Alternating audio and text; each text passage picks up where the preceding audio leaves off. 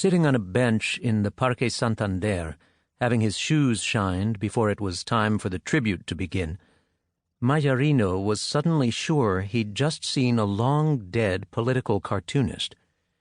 He had his left foot on the wooden crate and his back pressed against the cushion of the chair so his old hernia wouldn't start acting up, and he'd been letting the time slip past by reading the local tabloids, the cheap newsprint blackening his fingers, and the huge red headlines telling him of bloody crimes, sexual secrets, aliens abducting children from barrios on the south side.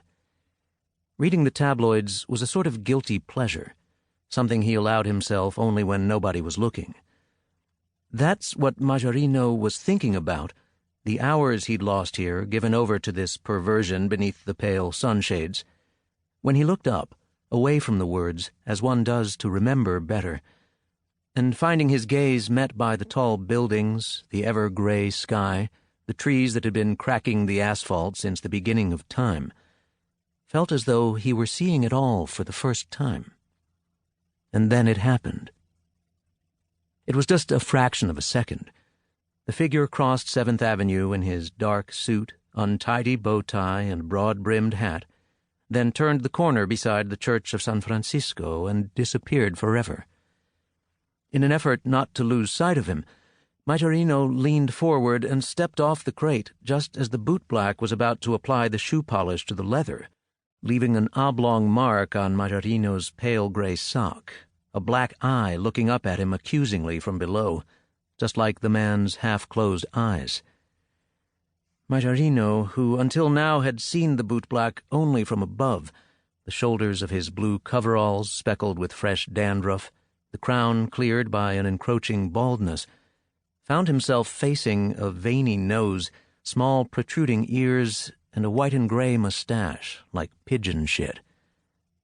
"Sorry," said Majorino. "I thought I'd seen someone."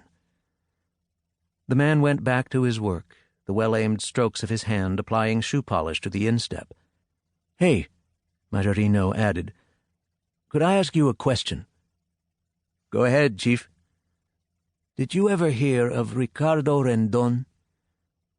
Silence reached him from below. One beat, then a second.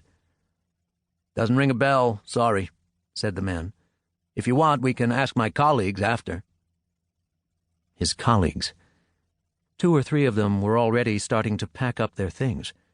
They were closing up chairs, folding cloths, putting brushes with scuffed-up bristles and dented tins of shoe polish away in their wooden crates, and the air, beneath the commotion of the evening traffic, filled with the sound of metal banging together and lids being screwed on tightly. It was 10 to 5 in the afternoon. Since when had Bogotá's bootblacks worked fixed hours? Majorino had drawn them on a few occasions, especially in the early days, when coming downtown and going for a stroll and having his shoes shined was a way of taking the city's pulse, of feeling that he was a direct witness to his own material. All that had changed. Majorino had changed. The bootblacks had changed too. He almost never came into the city anymore, and had grown used to seeing the world on screens or pages, to letting life come to him instead of hunting it down in its hiding places, as if he'd realized that he'd earned it, that now, after so many years, it was life that should come looking for him. The bootblacks, for their part, ruled their workplaces, those 2 square meters of public space, no longer by virtue of a pact of honor, but rather by belonging to a union, the payment of monthly dues, the possession of a laminated membership card that they showed at the slightest provocation. Yes, the city was different now. But it wasn't nostalgia that overwhelmed Majorino as he noted the changes.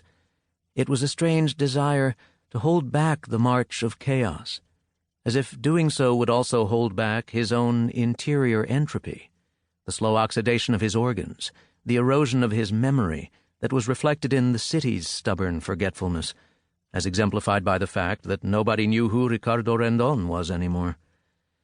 Ricardo Rendon, the greatest political cartoonist in Colombian history, who had just walked by, despite having been dead for 79 years, had been devoured, like so many other figures, by the insatiable hunger of oblivion. They'll forget me too one day, thought Majorino. To keep listening to this audiobook, I've left you a link in the description so you can do it, at no cost thanks to Audible's 30-day free trial.